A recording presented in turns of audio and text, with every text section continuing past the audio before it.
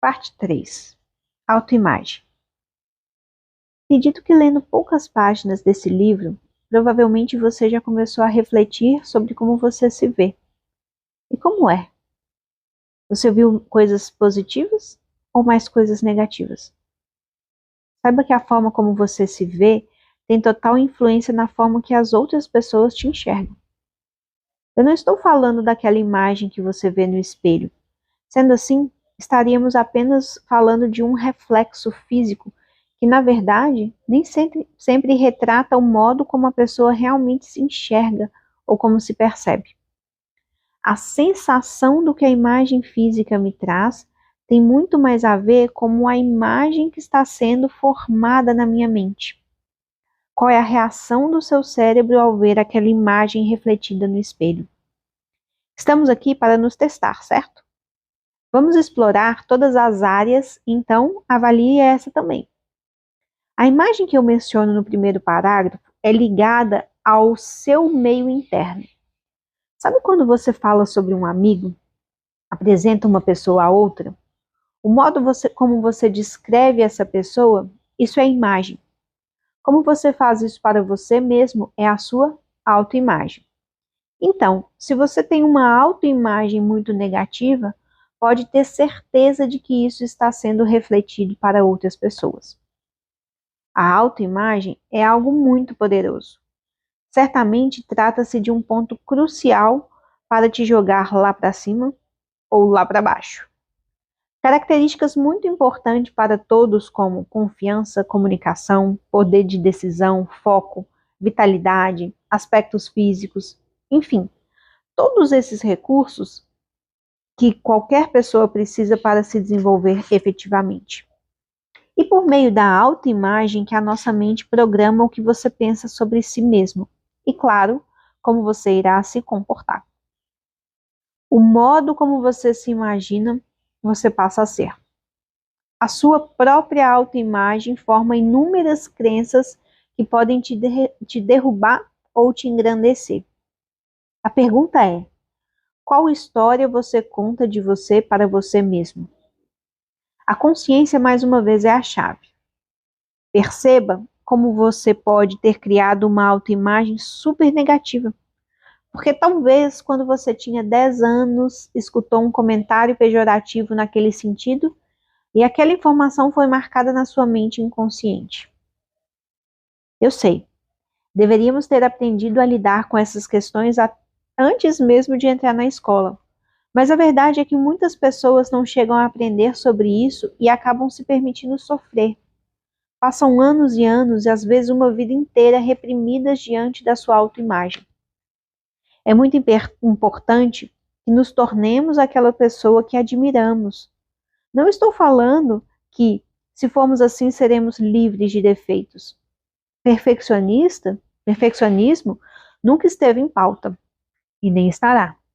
A questão é sobre o progresso e o nosso objetivo é evoluir.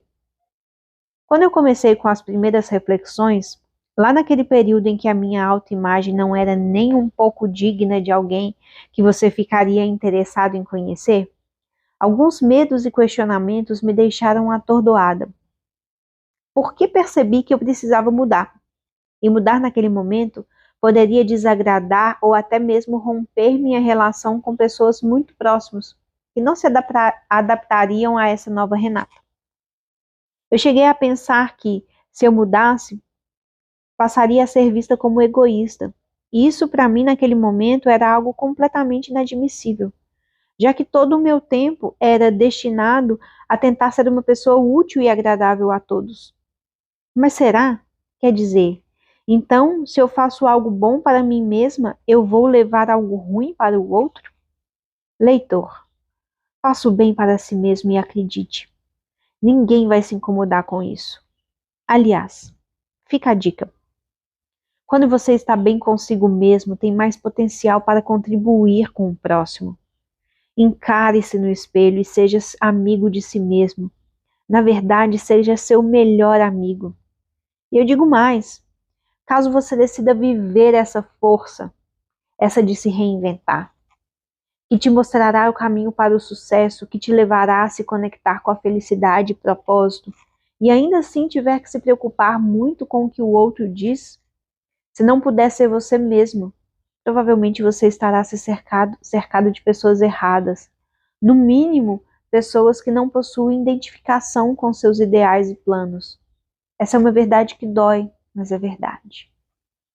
Nós fomos feitos para sermos amados, admirados, felizes, expandir nossa consciência, crescermos e contribuirmos para o mundo, cada qual à sua medida e à sua maneira, não para pisar em ovos, tensos, assustados e sentindo-se sem valor, fracassados.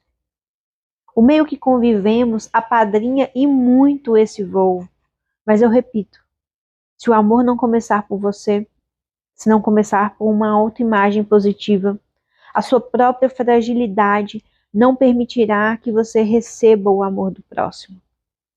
Lembre-se, a versão que você criou sobre você mesmo, na sua mente, é da sua inteira responsabilidade.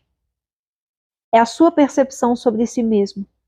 Certamente, de modo automático, você alimenta essa percepção de todas as maneiras possíveis, através de todos os impulsos que recebe todos os dias da sua vida, de modo até mesmo sistemático.